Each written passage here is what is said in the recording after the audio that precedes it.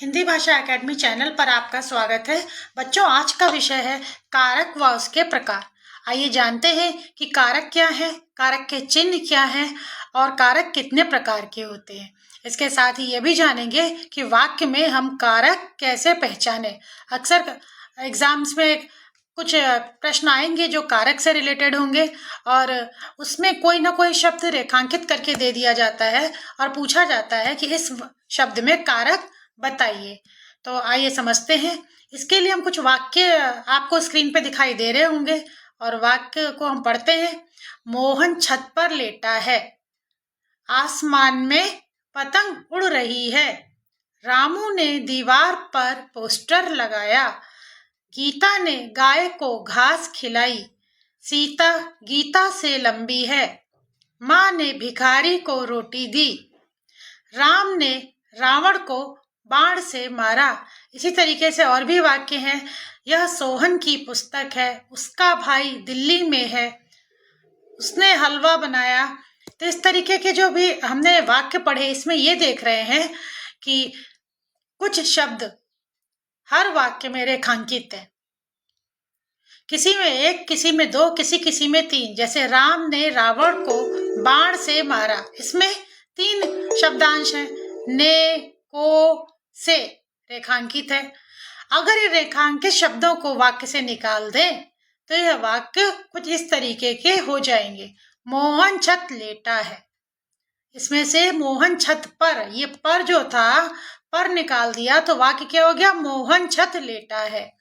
आसमान पतंग उड़ रही है, ने और पर को निकाल दें, इसमें रामू दीवार पोस्टर लगाए, गीता गाय घास खिलाई, इसी तरह राम रावण बाण मारा। तो अगर हम इन रेखांकित शब्दों को निकाल देते हैं तो वाक्य अपना अर्थ ठीक से स्पष्ट नहीं कर पाते हैं।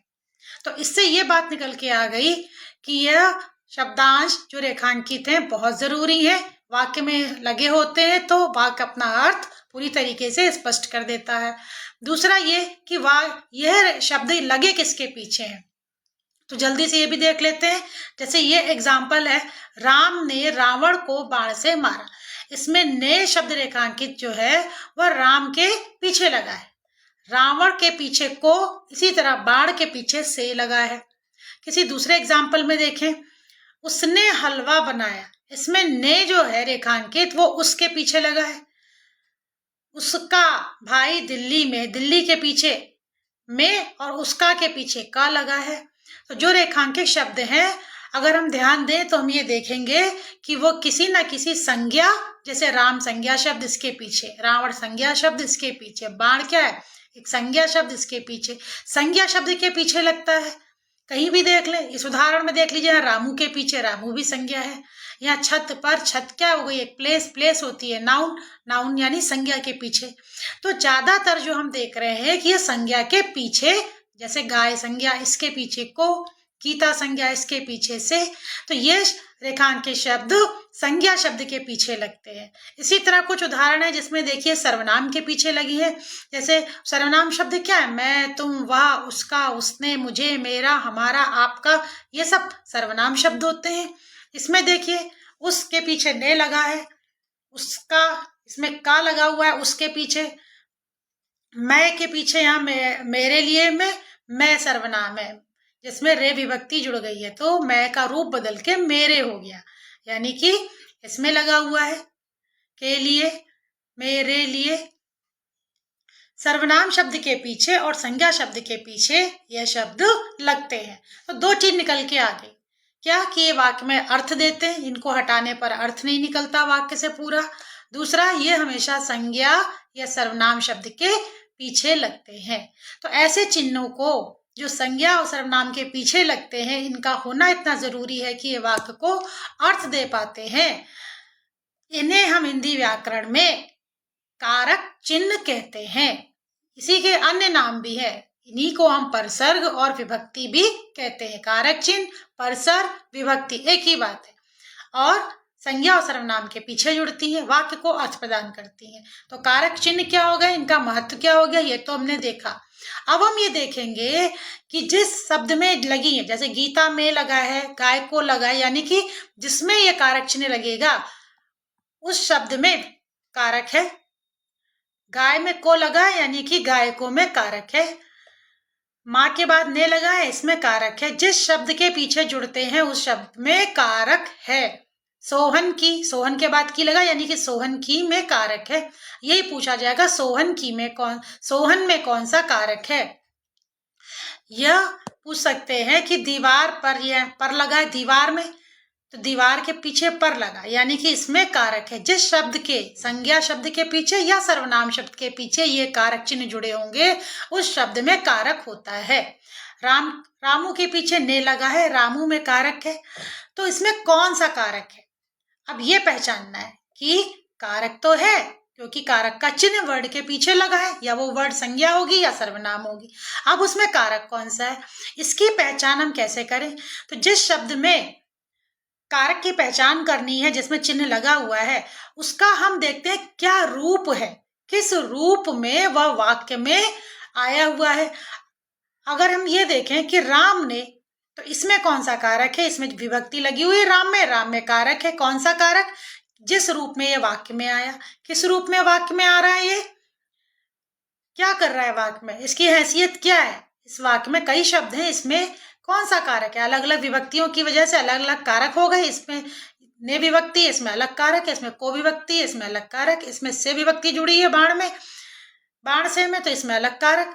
अब जिस रूप में जो शब्द है उस वही रूप उसका कारक है। राम ने मारा, राम ने रावण को बाण से मारा, इसमें क्या है, मारा किसने, राम ने मारा। मारने की क्रिया कर कौन रहा है, राम कर रहा है। तो जो क्रिया करेगा यानी वाक्य में जो भी क्रिया है, क्रिया यानी काम, जो काम कर रहा है, क्रिया कर रहा है, वो हो गया हमारा राम। और क्रिया करने वाला कहलाता है कर्ता, यानी कि राम ने शब्द मारा क्रिया के साथ कर्ता रूप में जुड़ा हुआ है। किस रूप में, कर्ता के रूप में। जिस रूप में जुड़ेगा वो कारक, कर्ता रूप में जुड़ा कर्ता कारक। इसी तरीके से रावण को, इस शब्द में को विभक्ति जुड़ी है यानी कि रावण शब्द में कारक है। कौन सा कारक, जिस रूप में यह वाक्य में आया है। यह शब्द क्रिया से कैसे जुड़ा, क्रिया का प्रभाव किस पे पड़ रहा है ये देखना है हमको। रावण को मारा यानी मारने की क्रिया जो राम ने करी, उस क्रिया का असर रावण पर होगा। मारने की क्रिया किसके लिए हुई, रावण के लिए हुई, इसका असर किस पे पड़ रहा है, रावण पे पड़ रहा है। तो क्रिया का प्रभाव जिस पर पड़ता है उसमें कर्म, उसे कर्म कहते हैं। और उसमें कर्म रूप, यह शब्द वाक्य में अब कर्म रूप में आया है, तो कर्म रूप होने की वजह से इसमें कर्म कारक है। बाण से देखते हैं, तो बाण से में क्या हो गया, क्रिया किसकी सहायता से हो रही है, क्रिया कर रहा है राम, क्रिया का प्रभाव पड़ रहा है रावण के ऊपर। लेकिन क्रिया के हेल्पिंग टूल्स क्या हैं, क्रिया करने के सहायक उपकरण, साधन, माध्यम, डिवाइस, टूल, इंस्ट्रूमेंट, यंत्र, कुछ भी समझ ले, जो उस क्रिया को करने में मददगार हो गए। मारने की क्रिया में हेल्प बाण ने करी, तो बाण क्या हो गया, बाण हो गया एक उपकरण जिससे मारने की क्रिया में सहायता मिली, इसलिए इसमें करण कारक है।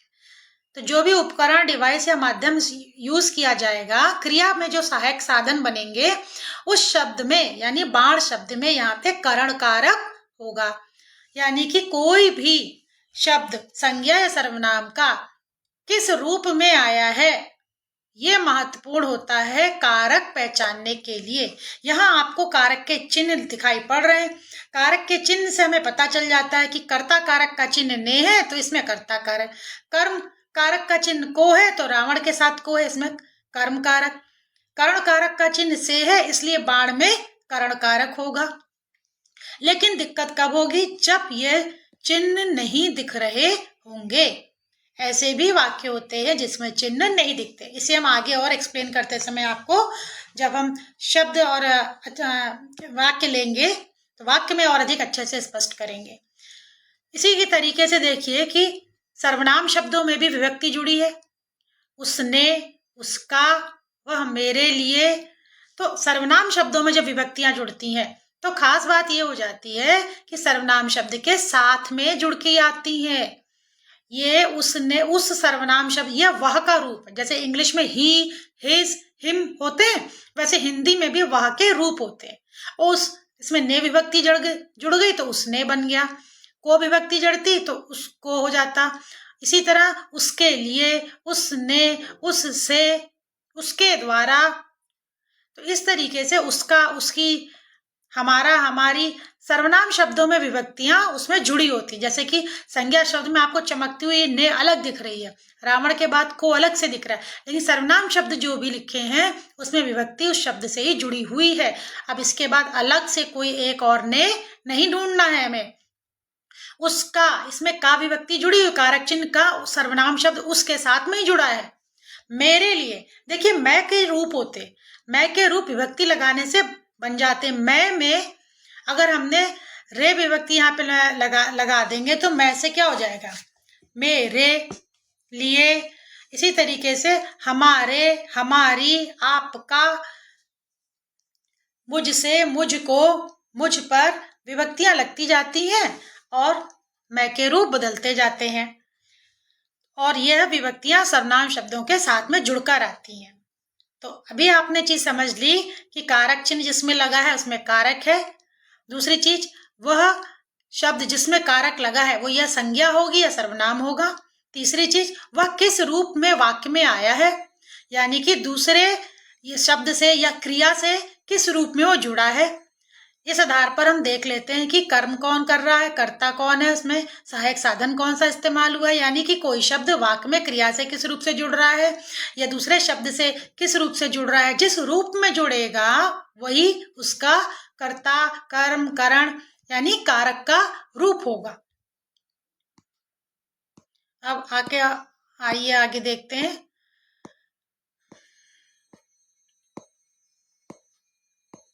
वाक्यों में अब हम इसको देखने की कोशिश करेंगे कि वाक्य में किस तरीके से हम इसको पहचानेंगे।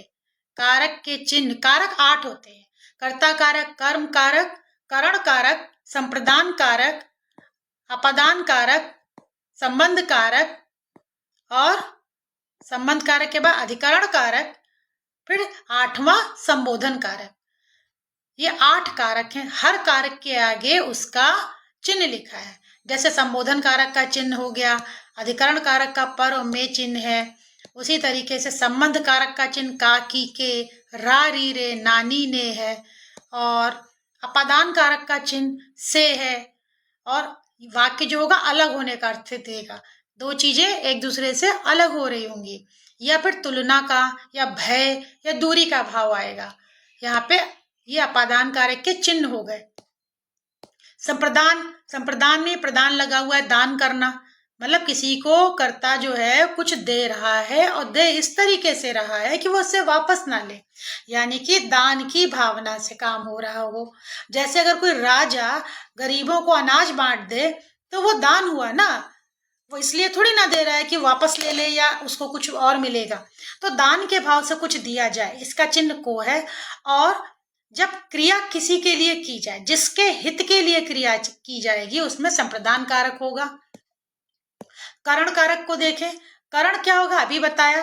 करण कारक कब आएगा, जब क्रिया किस साधन से हो रही है, यानी कि क्रिया के सहायक सामग्री, क्रिया होने में मददगार उपकरण, डिवाइस या माध्यम जो क्रिया होने में मदद कर रहा है, वो टूल जो होंगे हमारे करण कारक में आएंगे। उस शब्द में करण कारक होगा। इसका चिन्ह से और के द्वारा, चिन्ह देखकर हम बता देते हैं करण कारक है, लेकिन हमेशा ही चिन्ह ना लगे होंगे ऐसा जरूरी नहीं है। कई बार कुछ वाक्यों में चिन्ह नहीं लगे होते हैं।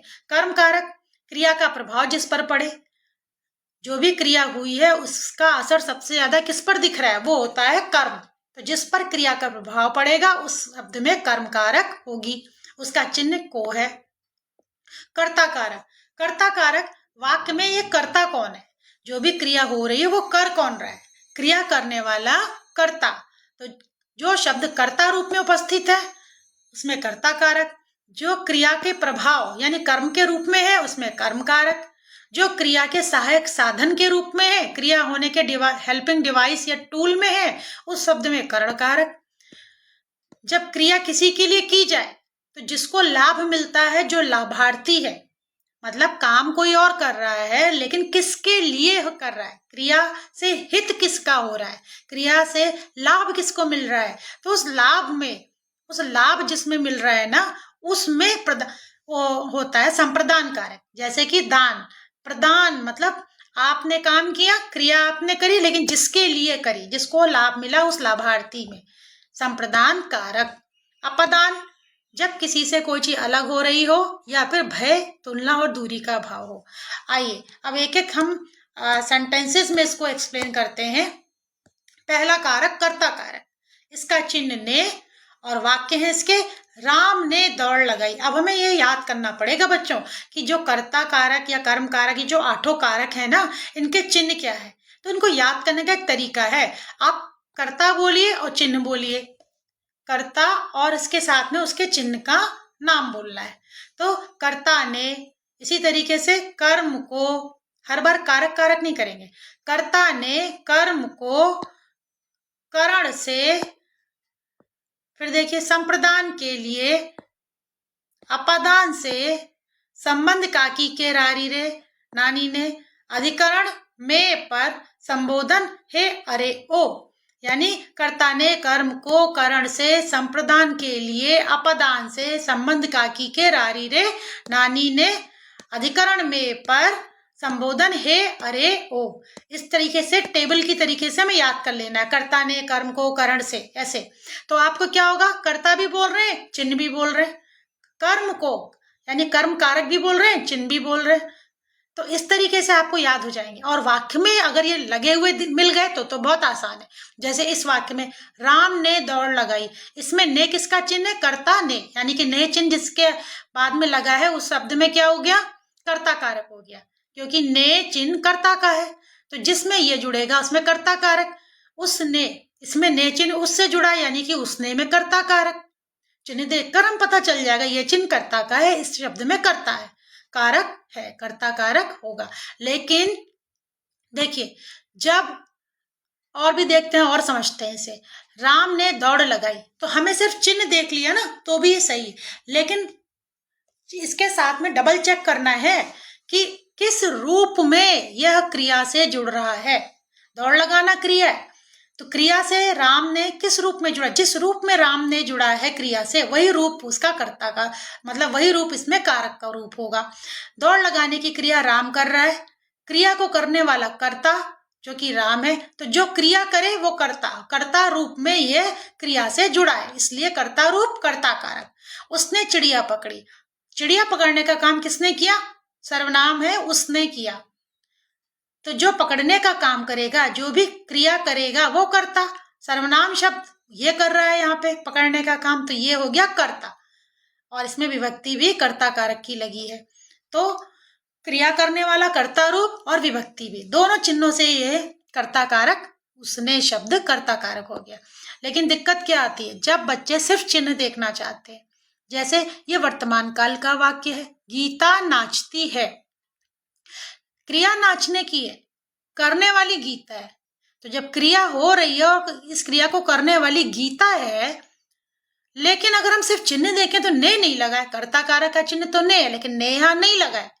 और अब वो पूछेंगे कि गीता में कौन सा कारक है। सिर्फ चिन्ह नहीं देखना, हमको देखना है क्रिया से ये किस रूप से जुड़ा है। वाक्य के दूसरे शब्द से संज्ञा या सर्वनाम शब्द जिस रूप में जुड़ते हैं ना, वही उनका रूप कारक रूप होता है।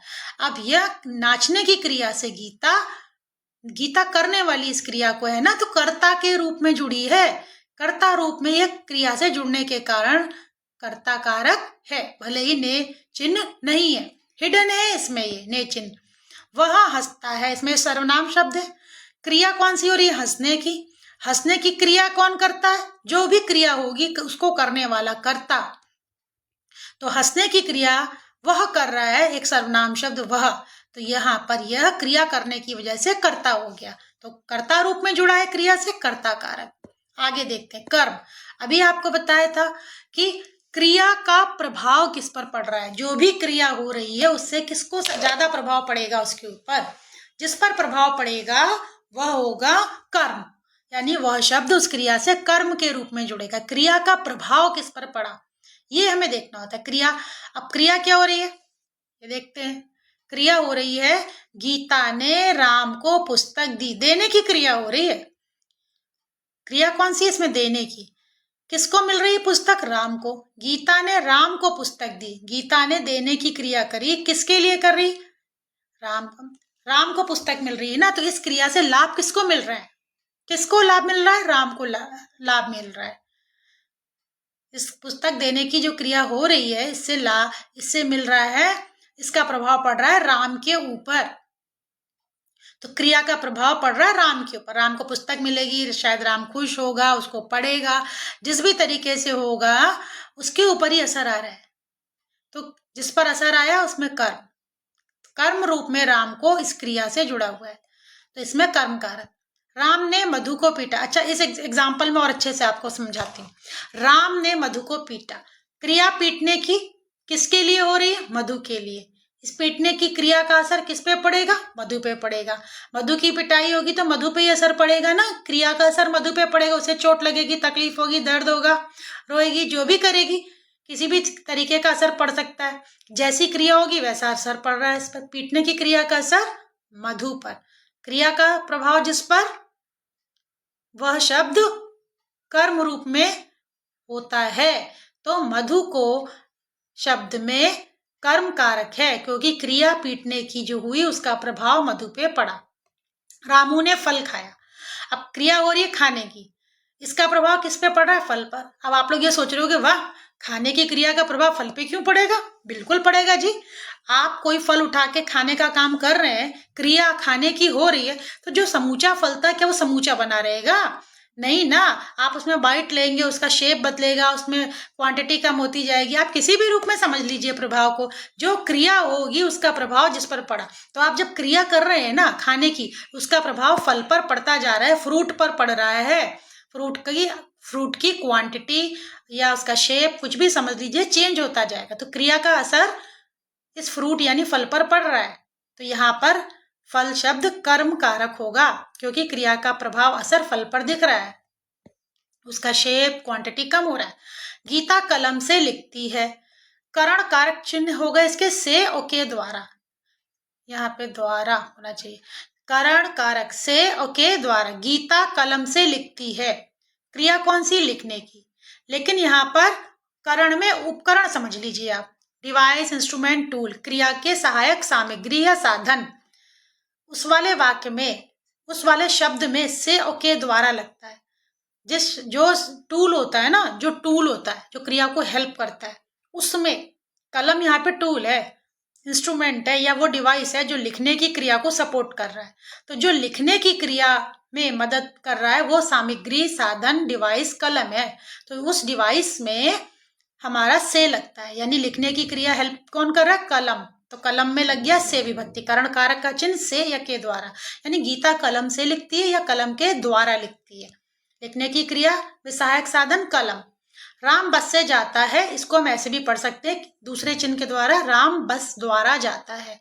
द्वारा से या बस के द्वारा, इसमें लगता है करण कारक। क्रिया किससे हो रही है? जाने की क्रिया बस के द्वारा, तो उस बस में से लगेगा, क्योंकि ये वो माध्यम बन गया, सहायक साधन बन गया क्रिया का, और उस साधन में करण कारक होता है। करण से उपकरण, मतलब याद रहता है ना कि करण में उपकरण लगे होते हैं, क्रिया के हेल्पिंग टूल लगे होते हैं। बालक गेंद से खेलता है। खेलने की क्रिया किससे हो रही है? उसको हेल्प कौन कर रही है? गेंद। तो गेंद में यहाँ करण कारक हो गया। इसी तरह संप्रदान, नाम में दान लगा है, देना है, जो भी कुछ दिया जाएगा दान के भाव से दिया जाएगा। और इसकी दो चिन्ह होते हैं, को और के लिए। को लगा के भी वाक्य का अर्थ आएगा, के लगा के भी के लिए लगा कर भी वाक्य का अर्थ आएगा। माँ ने बच्चों के लिए खीर बनाई। माँ काम कर रही है बनाने का, लेकिन किसके लिए? बच्चों के लिए। जिसके लिए क्रिया की जाए या जिससे क्रिया का हित हो, बनाने की, जो खीर बनाने की क्रिया करी ना, उससे किसका हित हो रहा है? बच्चों का। क्रिया किसके लिए हो रही है? बच्चों के लिए। जिसके लिए क्रिया की जाए और उससे जिससे क्रिया का हित हो या जिसको लाभ मिले, उसमें संप्रदान कारक यानी इसका चिन्ह के लिए, और उस शब्द में संप्रदान कारक होगा। के लिए चिन्ह बच्चों में लगा है, यानी बच्चों को लाभ मिल रहा है, इसलिए वहां पर संप्रदान कारक होगा। माँ की जो भी मेहनत है वो सब बच्चों के लिए दान हो गई, ऐसे समझ लीजिए। करेगा काम कोई और, लाभ किसी और को मिले, यानी क्रिया किसी और के लिए होगी। पिताजी बच्चों के लिए खिलौने लाए, खिलौने लाने का काम पिताजी करें, किसके लिए? बच्चों के लिए। क्रिया से किसको लाभ हो रहा है? लाने की जो क्रिया हो रही है इससे लाभ किसको मिल रहा है? बच्चों को मिल रहा है। क्रिया से किसका हित हो रहा है? बच्चों के लिए हो रहा है। तो क्रिया से जिसका हित होगा, क्रिया से जिसको लाभ मिलेगा, उस हित में, उस लाभ वाले शब्द में हमारा संप्रदान कारक होगा और इसका चिन्ह उस शब्द में के लिए के साथ जुड़ा हुआ है।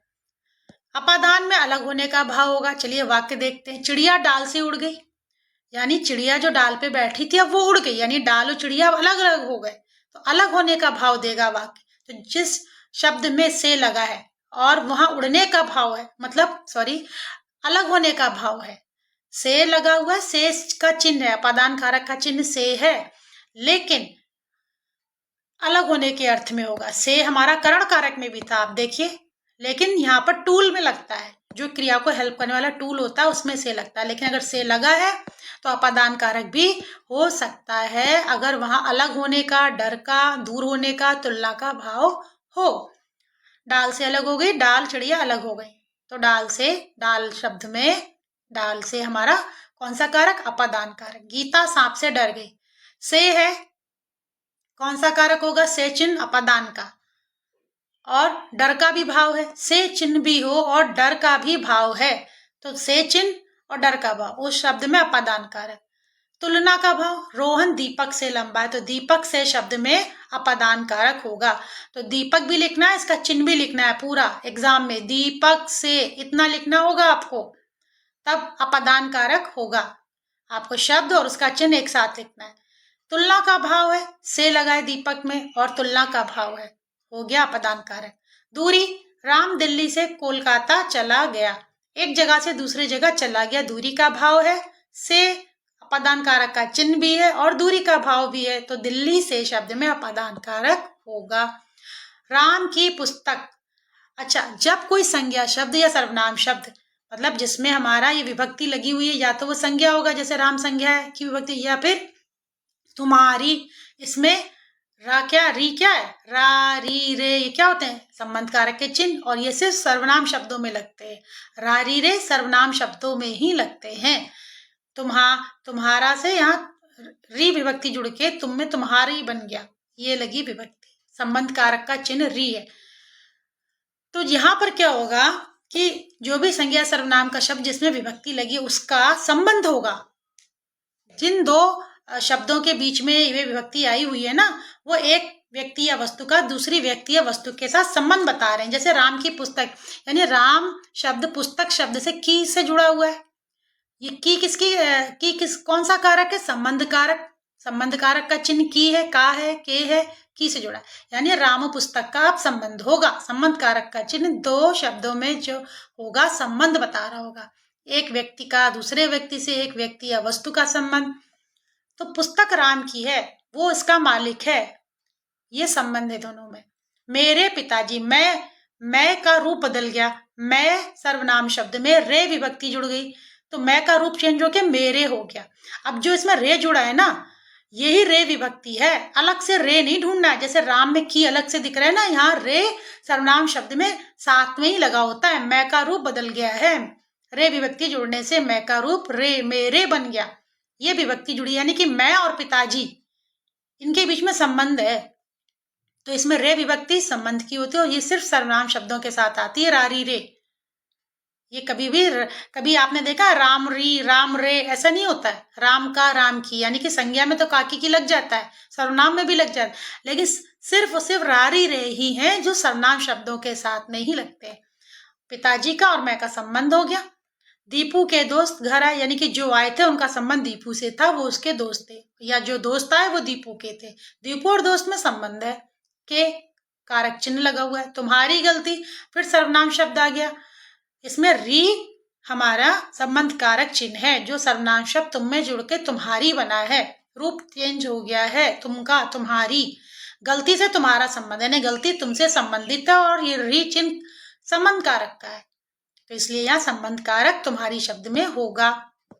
अधिकरण कारक, इसके चिन्ह है मैं और पर। मैं और पर, यह किस रूप में वाक्य में जुड़ा होता है? क्रिया कहाँ हुई, क्रिया कहाँ घटित हो रही है, क्रिया होने की जगह या उसका स्थान या आधार रूप में यह शब्द क्रिया से जुड़ा होता है।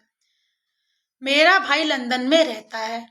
लंदन में अधिकरण कारक है, क्योंकि जो क्रिया है वो रहने की है। क्रिया का स्थान जो बताए उसमें अधिकरण कारक।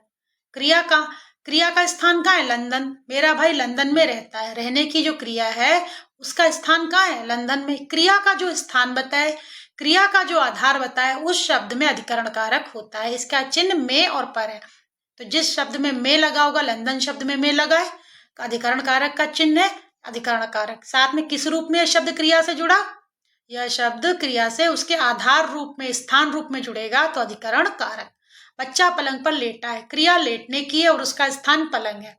तो जो स्थान है क्रिया का, लेटने की क्रिया का, और ये स्थान है उसका पलंग, तो उस आधार में, उस स्थान में पर शब्द लगेगा।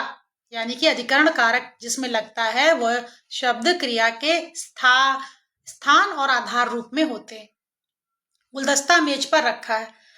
कहाँ रखा है? गुलदस्ता मेज पर रख दो। यानी कि जो रखने की जो क्रिया होगी वो मेज पर होगी। मेज पर, तो मेज शब्द में पर, अधिकरण कारक का चिन्ह मेज पर, अधिकरण कारक। यानी क्रिया का आधार क्या होगा? क्रिया कहाँ पर होगी? मेज पर। आधार या स्थान वहां पर अधिकरण कारक। संबोधन, ये एकदम आसान है। हे अरे ओ, इसके चिन्ह क्या होते हैं? हे अरे ओ। जैसे हम किसी को बुलाते हैं, एड्रेस करते हैं, तो वो जो एड्रेस वाला वर्ड होता है ना, जिससे हम किसी को पुकारते हैं, वही शब्द संबोधन है। यानी हम किसको संबोधित करके बोल रहे हैं। हे भगवान हम पर कृपा करो। हम पर कृपा करो, ये जो स्टेटमेंट है, ये जो बात है, ये हम किसको संबोधित कर रहे हैं? भगवान के लिए। हे भगवान, तो हे भगवान और ये संबोधन का चिन्ह। तो ये वाला वर्ड हमारा जिसमें संबोधन का तत्व निहित है, संबोधन कारक होगा। इसके चिन्ह हे अरे ओ है। अरे मेरी बात सुनो। मेरी बात सुनो, आप किसी न किसी की तरफ देख कर बोल रहे हो ना, उसे पता है कि ये बात मुझसे कही जा रही है। अरे मेरी बात सुनो, अरे जरा मेरे लिए एक गिलास पानी तो लाओ। तो जो आप स्टेटमेंट बोल रहे हैं, वाक्य बोल रहे हैं, वो किसी न किसी की तरफ देखकर बोल रहे हैं या उसे संबोधित करके बोल रहे हैं, और वो आपको देख रहा है तो आप उसका नाम थोड़ी ना लेंगे। हम घर में एक दूसरे से हर बार नाम लेके बात नहीं करते ना, उसकी तरफ देखकर बोल देते हैं, वो समझ जाता है हमसे कही गई ये बात। तो संबोधन का भाव जिस शब्द में निहित है ना, उसी में संबोधन का तत्व जिसमें निहित हो, उस शब्द में संबोधन कारक होता है।